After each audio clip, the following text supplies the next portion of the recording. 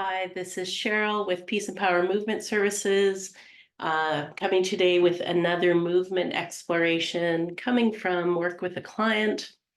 So sometimes we can have really functional and strong and tight hamstrings. And, there may be nothing wrong that really needs to be fixed, like no problem coming from it, but it can really create challenges when you want to take on sort of movement that's beyond your normal. And I really feel like having really tight musculature, we often are used to having tight calves, tight hamstrings, that can really have consequences for the load on your knees and even, ankles and sort of those sort of, Achilles tendon, plantar fasciitis, like that kind of bottom and back train of your feet and legs really can be implicated by it. So I just wanted to offer a really simple kind of exploration to do that, depending on, you may not have three sections of your hamstring all really tight. It might be tighter on the outside or on the inside. You need to do that kind of exploration for yourself.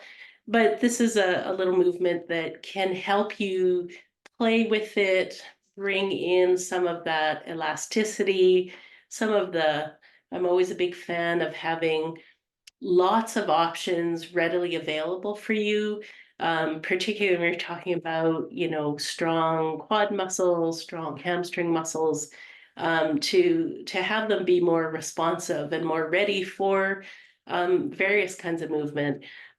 So going to start with looking at just a basic kind of self-test that you can look at, which is picking a surface, having your hands comfortably, on the surface. You can bend your elbows, but then just finding, exploring this range of motion of bending your knees and then lengthening, so you can really slow down and focus on what's going on in your hamstrings, noticing if there's any little kinds of moments of resistance, like sometimes when you come into straighten, there's a bit of a catch. So just exploring whether you can, have a comfortable movement. Notice what kind of pressure goes into your hands. Um, Often if you're feeling your hands are really uncomfortable, of course you can change them, but it's a bit of a cue about what's going on in terms of how you're handling the weight of your body through your legs. And so the little movement I want to share with you, it's best viewed sort of from the end. So normally we want to lift our leg and extend our leg within the plane of the leg. So our knees sort of have a channel, and this idea of moving through it to really focus on the hamstrings, kind of helpful to do little shadings just off of the plane of straight up and down.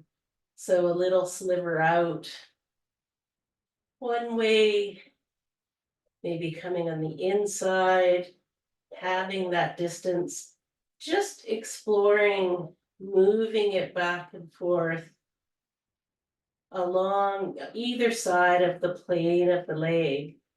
And couple little cues I would say to put your attention into.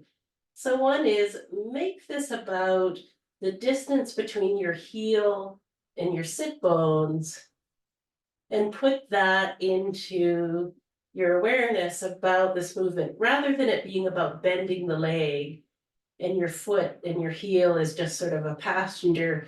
Make it about this distance, and notice if that changes anything in how your hamstrings, how your leg muscles respond.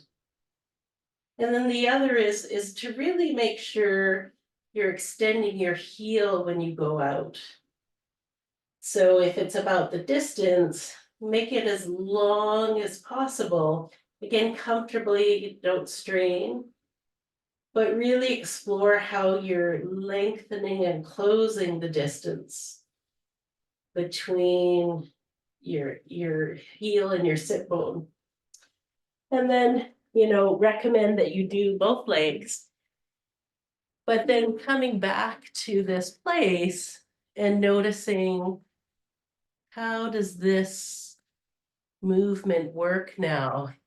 Can it also be about, now that your feet are stable and your pelvis is moving, that you're closing the distance between sit bone and heels and opening it up again?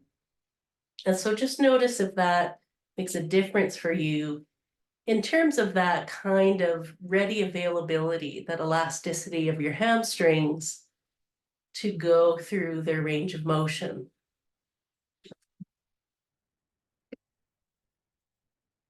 So this is Cheryl. Have a great movement day and hope to see you soon.